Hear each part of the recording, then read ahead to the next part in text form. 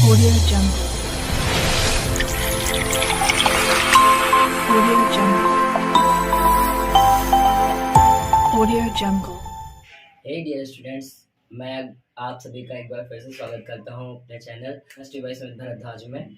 आज हम लोग फ्रैंकल दोष और साटकी दोष में डिफरेंस समझेंगे। जैसा कि मैं आप लोगों को बता चुका था, ये अपना पहला क्वेश्चन था।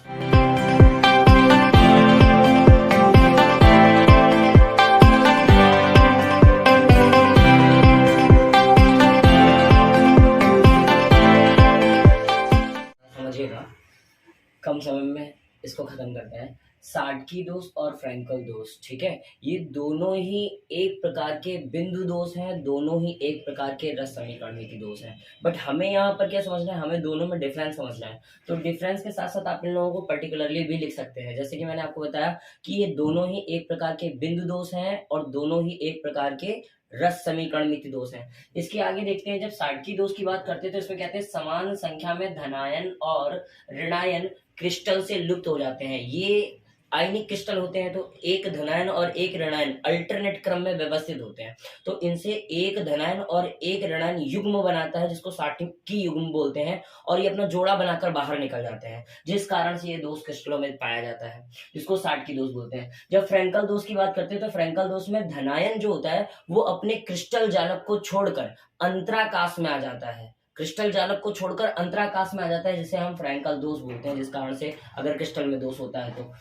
दूसरी बात करते हैं तो धनायन और ऋणायन का आकार जो साटकी दोष होते हैं इनमें बराबर होता है, किंतु जब हम फ्रैंकल दोष की बात करते हैं तो इसमें धनायन छोटे आकार का होता है और ऋणायन बड़े आकार का होता है। इसी कारण यहाँ से क्या होता है, धनायन अंतराकाश में जाता है। ठीक है, अगला दिया गया है आयन क्रिस्टल से बाहर निकल जाते हैं। मैंने बताया ये युग्म बनाकर क्रिस्टल के बाहर निकल जाते हैं, और इसमें क्या होता था, धनायन अंतराकाश में ही रहता था, होता तो क्रिस्टल के अंदर ही था ना, अंतराकाश में आ जाता था। घनत्व की बात करते हैं बेटा, जब दोनों धनायन और ऋणायन क्रिस्टल जालक को छोड़कर बाहर निकल जाएंगे तो ऑब्वियसली घनत्व में कमी आएगी। इसमें रहता तो क्रिस्टल में ही है, इसलिए इसके घनत्व में कोई परिवर्तन नहीं होता, इसलिए कहते हैं घनत्व अपरिवर्तित रहता है। नेक्स्ट पॉइंट की बात करते हैं, परावैद्युतांक इसमें अपरिवर्तित रहता है, इसमें परावैद्युतांक बढ़ेगा।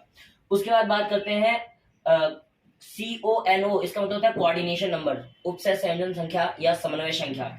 क्रिस्टल में अधिक, मतलब जिनमें कोऑर्डिनेशन नंबर अधिक होती है उनमें ये क्रिस्टल साटकी दोष देखने को मिलता है, और जिनमें कोऑर्डिनेशन नंबर कम होती है उसमें हमें फ्रैंकल दोष देखने को मिलते हैं। फिलहाल आगे कहते हैं इनका स्थायित्व में वृद्धि होती है, मतलब कि जब ये साटकी दोष होता है क्रिस्टलों में तो क्रिस्टलों का स्थायित्व क्या होता है, बढ़ जाता है। और जब फ्रैंकल दोष में यही होता है तो फ्रैंकल दोष के कारण किसी भी क्रिस्टल का स्थायित्व कम हो जाता है, उसके स्थायित्व में कमी आती है।